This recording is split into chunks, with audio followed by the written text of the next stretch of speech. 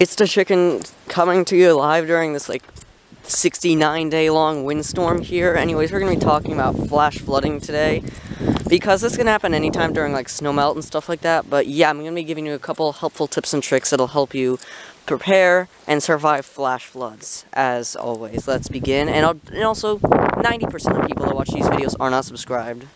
Alright, so let's start with some basic DIY stuff that you can do at your home. So if you have some really small objects like pictures or stuff like that you really want to preserve during a flooding experience, because even if you're on like the top of a hill like I am, you can still get flooding in your house.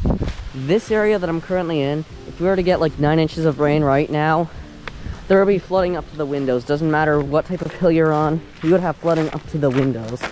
It would be terrifying and it could easily get in the house. So you need to package that small stuff up in a Ziploc bag. Now Ziploc bags, a gallon is recommended, but if you have smaller objects, you can put smaller objects in there.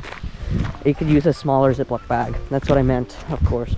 Anyways, one thing, there is one place in your house that you could put these that is guaranteed, at least by me, 96% effective.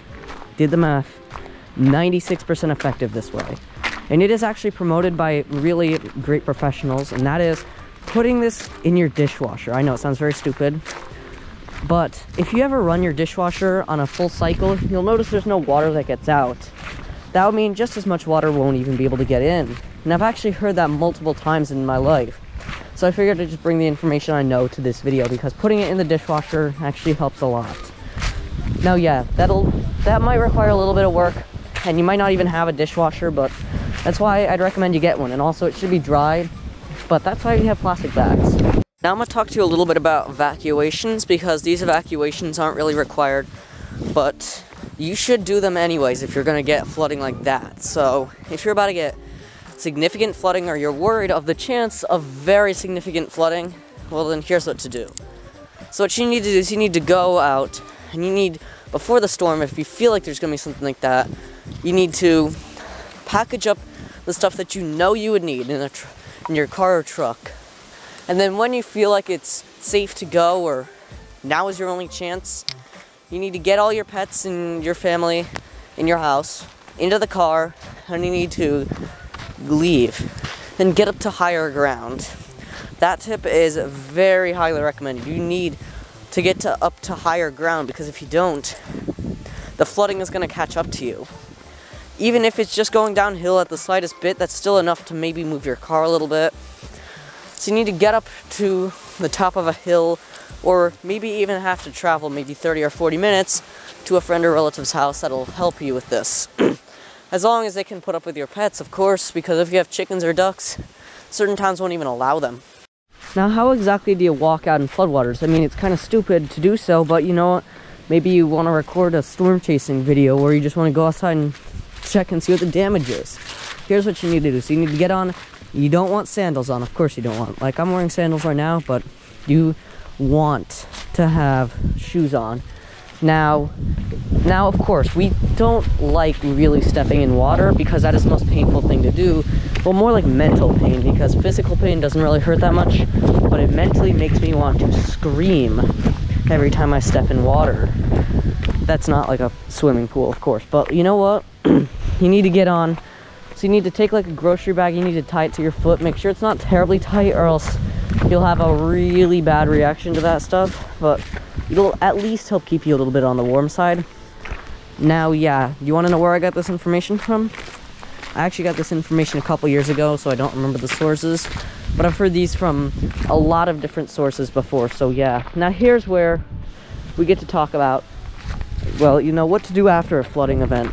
Now, if it's flooding from a very damaging hurricane, or even just a light hurricane, of course you need to review the damage if you have like flood insurance and stuff like that. But if it's just from a normal thunderstorm, but you got really bad flooding, you still might want to check it out. So if there's still very bad stuff around your house, like chemicals that could potentially make you ridiculously ill, you need to get on a mask, and you need to check the area. You need to make sure that your house is just safe. Or if you might need to tear it down and just rebuild the whole thing. That's why flood insurance exists. So if you might need to get flood insurance on that, but if it's just light damage and you're pretty good with rebuilding stuff, I'm pretty sure you could just rebuild that as long as you get that all filled out with your town because, well... But you know what? If my house were to get hit by that and we were gonna get some damage here, I would, of course, see what we could do to repair. And if we can't repair, we rebuild. That's what you need to do, too. You need to go through that process. You need to check the house. What is repairable and what is not?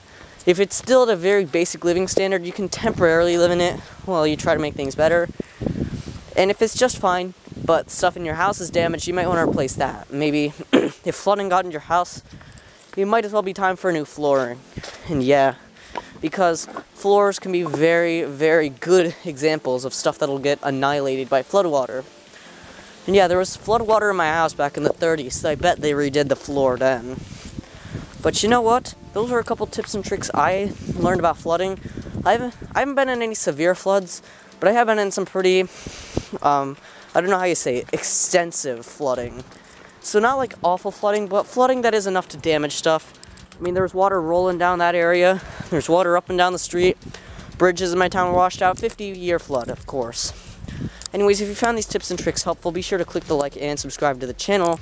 And also be sure to promote this to people that are very much prone to flooding.